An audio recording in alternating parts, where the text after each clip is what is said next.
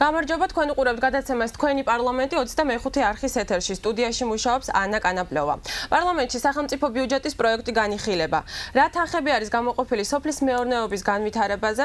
ამაზე ვისაუბრებთ ჩვენ სტუმრებთან. ხელბაჩაურის მაჟორიტარ დეპუტატთან, ნაციონალური მოძრაობიდან ბატონ ასლან თავდგირიძესთან.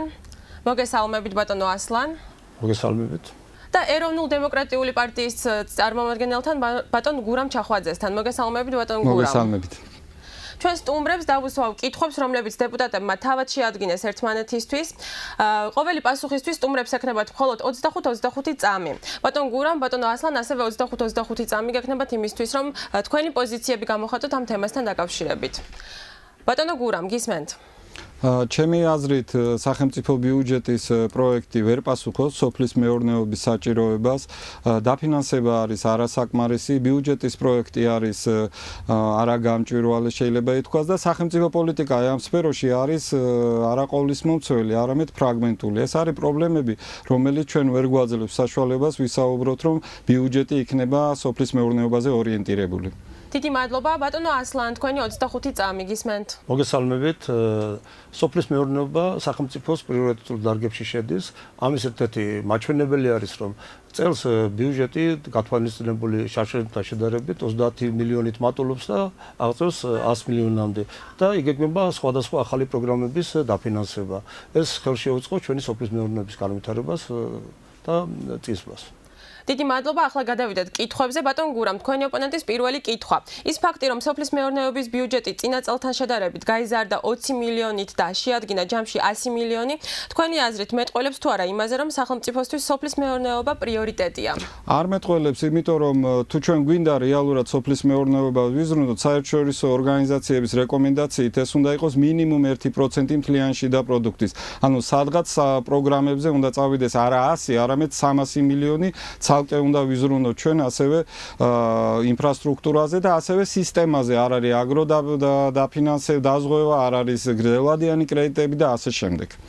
ბატონო ასლან, თქვენი ოპონენტის პირველი კითხვა. 2012 წლის ბიუჯეტის პროექტის მიხედვით მიკროსაფინანსო ორგანიზაციების მეშვეობით უნდა გაიცეს სესხი 500-მდე ფერმერზე.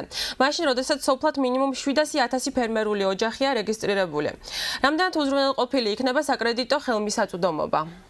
პირველ რიგში, რა თქმა უნდა, ის პროექტები გაემარჯვებს, რომელიც დასაბუთებული იქნება თავისი წარმატებებით და ამის შემდეგ ყოველწლიურად გაიზრდება რაოდენობა კრედიტების და სესხების გაცემის. ბატონ გურამ, მორიგი კითხვა. მართლეულის კონკრეტულად სიმინდის იმპორტიორი ქვეყნიდან საქართველო გახდა სიმინდის ექსპორტიორი ქვეყანა. მეტყველებს თუ არა ეს ფაქტი იმაზე, რომ სახელმწიფომ ამ მიმართულებით სწორი პოლიტიკა გაატარა?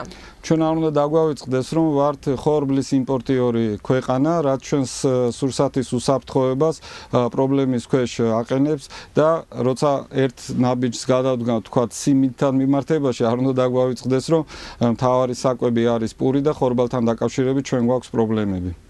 ბატონო ასლან, როგორ ფიქრობთ, უკეთესი ხომ არ იქნება სახელმწიფო კომერციული ბანკის დაარსება, რომელიც უზრუნველყოფს აგრარულ სექტორს გრძელვადიანი და დაბალპროცენტიანი კრედიტებით, როგორც ეს ხდება ბევრ განვითარებულ ქვეყანაში? რა თქმა უნდა, ეს კარგი იდეა არის, მაგრამ ჩვენი მხრიდან ამ ეტაპზე ვსაუბრობთ იმას, რომ ჩვენ ცოტა მწირი ბიუჯეტი გვაქვს და ჩვენ ყველა პრობლემას ერთად გადაწყვეტას ვერ მოვახერხებთ და ჯობია ეტაპობრივად გადავინაცვლოთ სხვადასხვა ესეთი გლობალური საკითხების გადასაწყვეტად. ბატონ გურამ, თქვენი ოპონენტის ბოლო კითხვა. რუსული ემბარგოს მიუხედავად მეღვინეობა სოფლის მეურნეობის ერთ-ერთი წამყვანი დარგია.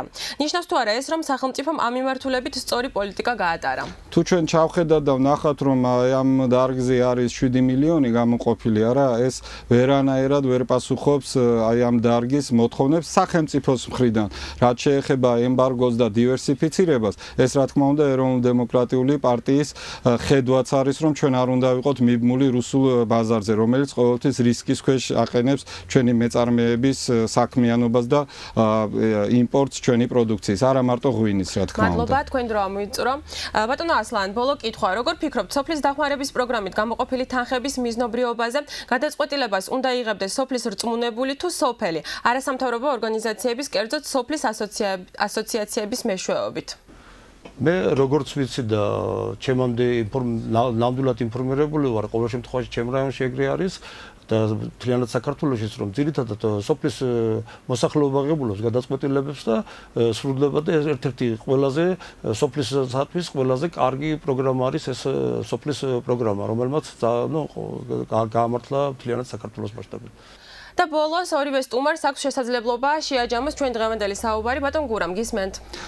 ჩვენთვის ეროვნულ დემოკრატებისთვის სოფელი არის ტრადიციული ქართული ურთიერთობები, სოციალური ურთიერთობები, რა თქმა უნდა ეს არის ეკონომიკა და რა თქმა უნდა ეს არის ჩვენი მოსახლეობის სურსათის უზრუნველყოფა, ანუ ეს საფრთხე უნდა იყოს უკუგდებული და ჩვენ სოფლის მეურნეობა უნდა ვამუშაოთ ექსპორტზე და ასევე შიდა კმარისი სოფლის მეურნეობა უნდა გქონდეს და ამიტომ ძირეულად არის შესაძლებელი მთავრობის მიდგომა და სოფლის მეურნეობა სჭირდება რეფორმები და არა ფრაგმენტული ესეთი ხედვები. დიდი მადლობა. ბატონო ასლან, თქვენი 25 წამი. მთავრობის ზრუნვა სოფლის მეურნეობაში გამოიხატება პრიორიტეტული დარგების მიმართულების განსაზღვრისგან და აგრო სერვისის გასაუმჯობესებლად გამოყოფილი არის 10 მილიონი ლარამდე, ახალი სასოფლო-სამეურნეო აგროტექნიკის შესაძენად აღსადგენად 15 მილიონი ლარამდე. რა თქმა უნდა, ეს დამატებით სტიმულს შეუქმნის სოფლის მეურნეობის განვითარებას. დიდი მადლობა, მინდა გადავხადოთ ჩვენ სტუმრებს. ასეთი იყო თქვენი პარლამენტი დღეს. მე ამით გემშვიდობებით, ნახვამდის.